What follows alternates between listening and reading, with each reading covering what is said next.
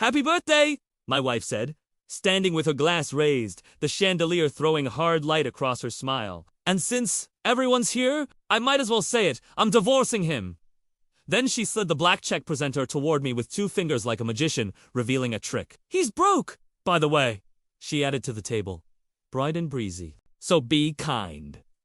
A ripple of laughter rolled across the white tablecloth as if it were part of the entertainment. I kept my face still.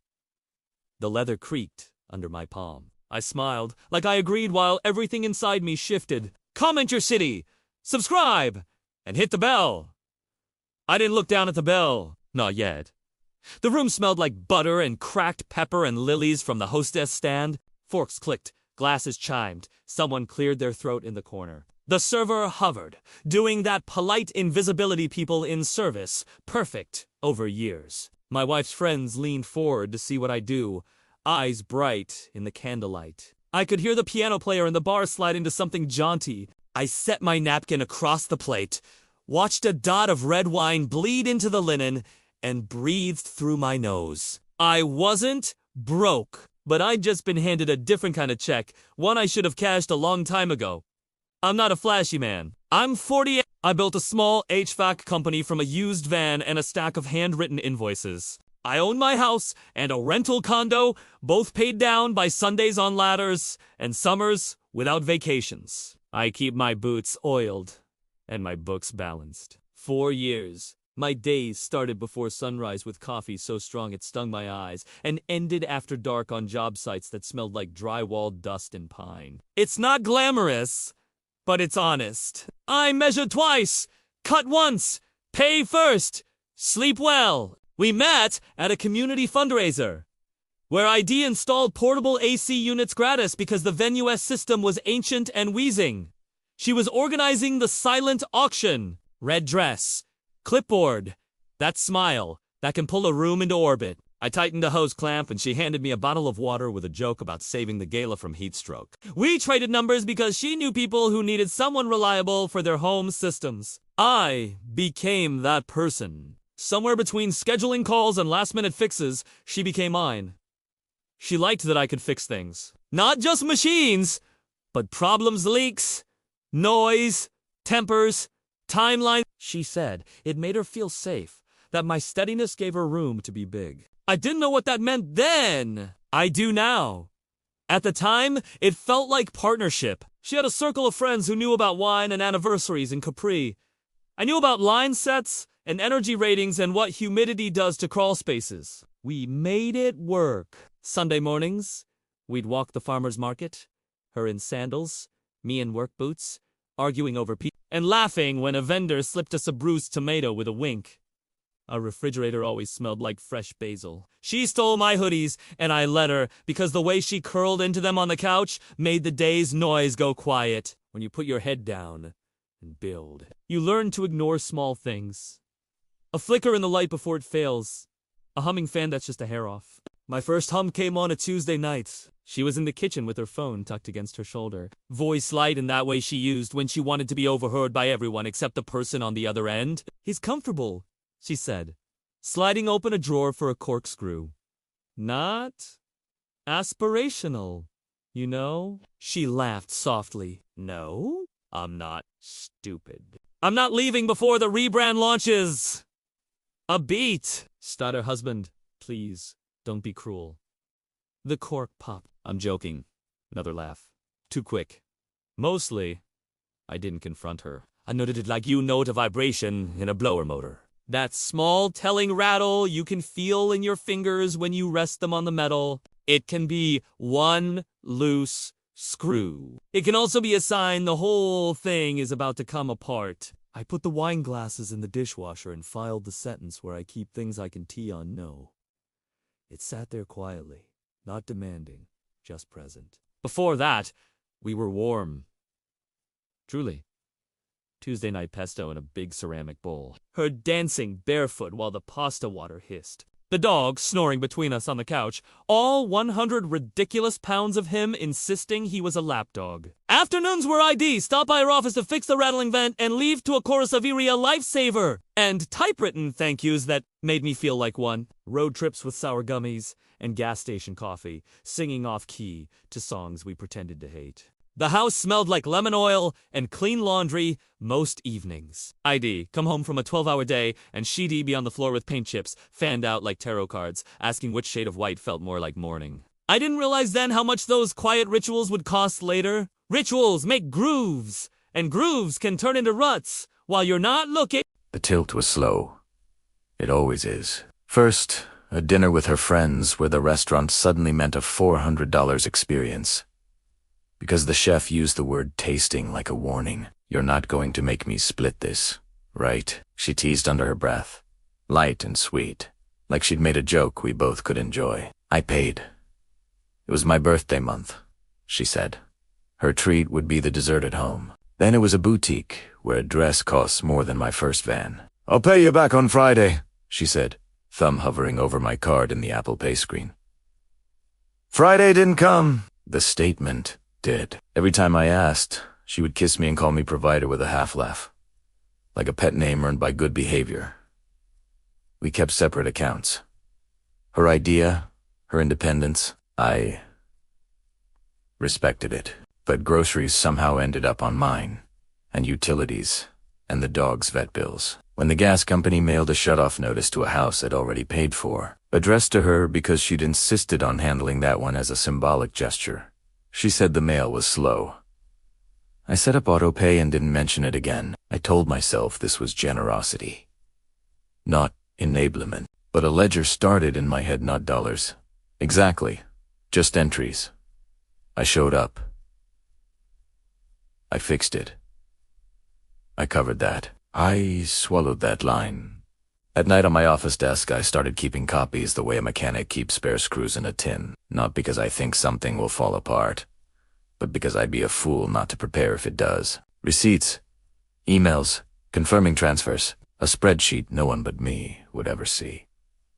Not to trap her, to stay sane, to remind myself, on days where love and logic didn't speak the same language, that I wasn't imagining the weight on my side of the scale. Her work shifted. She moved from events to brand partnerships, which meant our dining table turned into a staging area for products I'd never buy. Boxers came and went. So did photographers and stylists, with ring lights and opinions about the good side of our living room. She started speaking in performance metrics and the algorithm. And our arguments became about lighting and noise because branding requires quiet and jobs like mine require tools that don't. They whisper. Her friends stopped being people and started being audiences. She told them I was her rock and told me privately that rocks are heavy. Then came the parties, not the kind where old friends bring a six-pack and help you assemble a bookshelf. The kind where no one eats the food because the food is a photo. I wore a button-down that made me itch and shook hands with men who squeezed hard and looked over my shoulder for someone more useful. Don't say you're a repair guy, she whispered once. Say you run a climate business. I run a company. That keeps people from sweating through July. I swallowed the correction and smiled. My birthday dinner was her idea. A milestone, she called it. I didn't ask what we were marking. She chose the restaurant with the linen so crisp you could hear it when you set your glass down.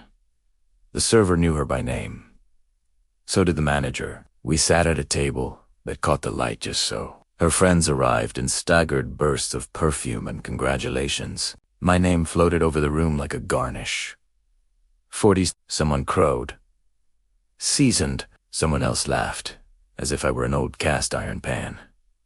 Cake came with sparklers. The piano players segued into something that felt like an entrance. She stood to make the toast. Happy birthday to a good man, she began, a tone I recognized from videos where she sold things to strangers. We've had some incredible years.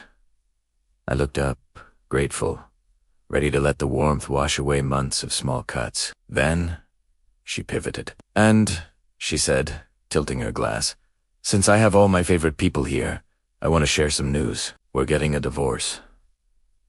A murmur, a few gasps, a laugh from the end of the table that died halfway out of someone's mouth. She reached down, slid the black folder across the linen with 2 fingers, and rested it under my hand. He's broke, she stage whispered to her side of the table, so be kind. The laughter this time was bigger, sticky. Someone said, yikes. like a teenager. The server blinked. The room felt a degree colder. I didn't correct her. I didn't stand up, knock over a water glass, declare a truth, and storm out. I put my fingers on the seam of the leather and pressed until I felt the subtle give. You learn a lot from pressure. I looked at her face. She was luminous in that way a person can be when a performance lands. "You're really doing this now?" I asked quietly. She sipped, unbothered. "Timing is everything," she said. Laughter finished the sentence I'd been avoiding for months. I signed the check. Primera tipped well, not to prove anything, because the only person who didn't deserve to drown in that evening was the kid in a vest who had to pretend this was normal. I folded the receipt and slid the duplicate into my pocket like a talisman. Keep the receipt. Remember what was said, how it felt, how the room smelled, how the leather creaked. Ten primeras, dude. Thanked the manager by name and walked out without touching her shoulder. I slept at the office that night not because I had to, because I wanted to be somewhere that still felt like mine. The shop smelled like metal and cardboard and a faint edge of refrigerant that never really leaves your clothes. It was a good smell. It meant I knew what I was doing. In the morning, I called the bank at 8:02 a.m. I removed her as an authorized user on my business card. I froze the shared grocery card she never remembered to top up. I updated beneficiaries on my accounts. I called my lawyer a woman with a voice that could cut sheetrock and a memory like a filing cabinet. "Bring what you've got," she said. "We'll need dates." I had dates. Primera, a de copies. I had a folder the color of a bruise, stuffed with evidence I never wanted to need. At home, I opened the safe and took out the title to my truck, the deed to the rental, the file marked prenup in block letters. She'd signed it 2 weeks before our wedding, pausing long enough to take a photo of her ring hand and post a caption about love being easy when it's right. The agreement was clear.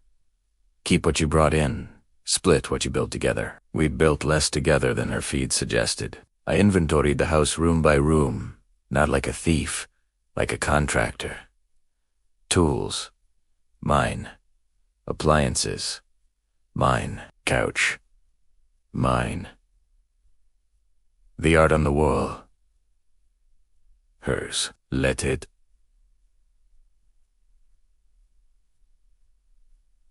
And I took pictures, panned slowly, time-stamped them, stored the videos in a cloud folder named for a street we'd once walked holding hands. When she came home, she brought an audience. 2 friends with phones nearly out, concerned faces, ready to document one more scene for a story they decided to star in. "So dramatic," one of them said, stepping over the dog, who looked confused but loyal as ever. "You left your own party." My wife, no. The woman I'd married leaned against the counter like it was her set. "This isn't necessary," she said, eyes skimming the neat stacks on the dining table. "We can do this privately." "We are," I said. "You're the one who made it a show." I slid a copy of the prenup across the wood, then a list. What I'd keep, what I'd leave, what I'd replace before I took down to the last spatula. "I'm not broke," I added, "but I am done being your storyline." Her laugh was off by a note. "You can't just take things." "I'm not taking anything of yours," I said. "I'm taking mine. You can review the receipts." One of her friends peered over the paper like a bird. "Who keeps all this?" she asked, half disgusted, half impressed. "People who have been told they're broke in front of a full dining room," I said. And for once, the room went still. The next week was a blur with sharp edges, paragraphs that began with, "I just think it's unfair," and "in dead wheat, we can be adults about this," as if that word were a lever to move me. Her mother called to say marriage is work. I agreed. Her brother called to ask if we could reconsider the optics. I didn't respond. Someone posted a photo of the cake with a caption about life being short and laughter being medicine. You went to work, changed filters, met a new client in a house that smelled like sawdust and coffee and promise. At lunch, my lawyer sent a PDF from her counsel with words stacked like bricks. Implied support, lifestyle, maintenance, cruelty by withholding. "They're trying to build a case around a feeling," my lawyer said. "Feelings don't hold up in court. Paper does.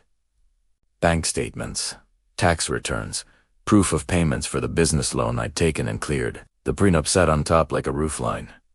Any commingling? She asked, pen poised. I thought of the groceries and the vet bills and the streaming services and shook my head. None that matters, I said. She smiled without warmth. Good, she said. They'll pivot to PR. They did. An Instagram story slid across my phone at midnight, white text on black with a tiny broken heart. Sometimes the person you love can show up for you and you have to show up for yourself. The comments filled like an overflowing sink. You deserve better. Men are threatened by powerful women. He used you for clout. I set the phone face down on the kitchen table and looked at the ceiling fan. Its blades made a sound like a slow clock. Keep the receipt, I thought. Don't argue with a megaphone. Bring facts to a quiet room. The quiet room turned out to be a mediation office with a glass bowl of peppermints and chairs that tried to feel like home. We sat on opposite sides of a table, too small to pretend we were strangers. Her lawyer started to speak in a measured tone, and I slid the folder forward. Income before marriage. Income after. Asset lists. The prenup again, highlighted where necessary, to chart my accountant printed, that made a judge's mouth twitch later in a way IVE decided to call approval. The woman I'd married looked at the columns and then at me like I'd cheated at a game she didn't know we were playing. You kept all this? She asked, hurt nestled in the center of indignation. Of course, I said. I run a business, I didn't add, and you've been running one, too. Only mine has customers who pay in dollars, and yours pays in attention that dries up as soon as the next shiny thing comes along. When the legal bluff withered, the family reached for history. A text from her father, "Be the bigger man." My lawyer's eyebrow rose when I forwarded it. Tell him you already paid for the party. Here's the thing about evidence. It doesn't make you right morally. It just makes you anchored. Months later, when she posted a carousel of photos from a rented house with a caption about new beginnings, I didn't feel the reflex to explain when a mutual friend told me she'd said I'd left her in a lurch. Didn't he pull up the list in my phone of each bill I'd covered the last year? I went for a run instead. Past a row of crepe myrtles that dusted the sidewalk pink, and breathed like a person who'd set down something heavy without apologizing for the noise. Time folded forward in the way it does when there's no drama to market. The business grew because I had bandwidth again. I added 2 techs I'd been putting off hiring. I bought a second box truck, white and plain, with my logo on the doors in a font that won't look dated in a decade. I took Fridays after 3 to be a person.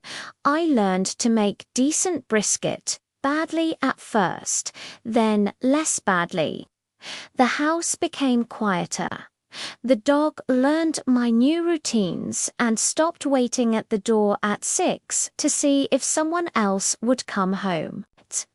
A woman from a neighboring shop started borrowing my drill and returning it with cookies. We talked about gutters and books and her mother's stubborn rosemary bush. I heard about my ex the way weather gathers at the edge of a field, first as a hint, then as noise, then as a thing you can describe. A brand deal fell through. A video about resilience did numbers. She moved apartments twice in a year. A man who loved the camera more than mirrors appeared. then didn't. A photo of her at a restaurant, like the one from my birthday. Her smile aimed just off camera, her hand on a check presenter like a promise she wasn't going to keep. But I didn't gloat. It's not satisfying to watch a performance falter when you know how much work it takes to stand on any stage. I simply didn't show up for the show. Months later, I took my crew to lunch to celebrate a year without layoffs in a market that had been unkind. We went to a place where the napkins are paper and the beer is cold. The server set a tray of burgers down and glanced at me twice, like she recognized me from somewhere. "I used to follow your wife," she said, then winced. "Sorry, your ex." I nodded. "We all used to follow people we don't anymore." She smiled like she understood and left us in peace. The last time I saw my ex up close, it wasn't dramatic. No music swelled, no exit line begged to be spoken. I was at the supply house picking up filters when I looked through the open bay door and saw her across the street at a cafe. Arms wrapped around herself in a sweater on a warm day, talking to a friend who looked tired of being filmed. Our eyes snagged for a second. Recognition, surprise. A flicker of something like regret. She lifted a hand, I lifted mine, small, like you might wave at a neighbor you used to know. Then I turned back to the counter and signed for the order. The pen scratched across the carbon copy. Keep the receipt. People want endings to be tidy. We like to believe there's a line, before and after. Foolish and wise, lost and found. What I have is quieter. The dog at my feet when I answer emails on the porch, a humming AC unit I installed myself last month. Because I like the feel of cold air when August gets mean. Plants on the windowsill that don't die on me anymore because I remember to water them. A woman who borrows my drill still, and sometimes my time, and never my worth. I pay my bills. I keep my promises. I sleep. Sometimes, in the late blue of evening, I replayed the birthday toast knot to punish myself, to confirm that it happened exactly the way I remember it.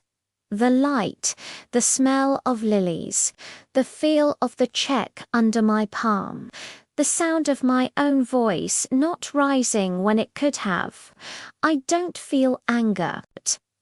I feel the small click things make when they're finally aligned, the way a panel snaps into place after you stop trying to force it.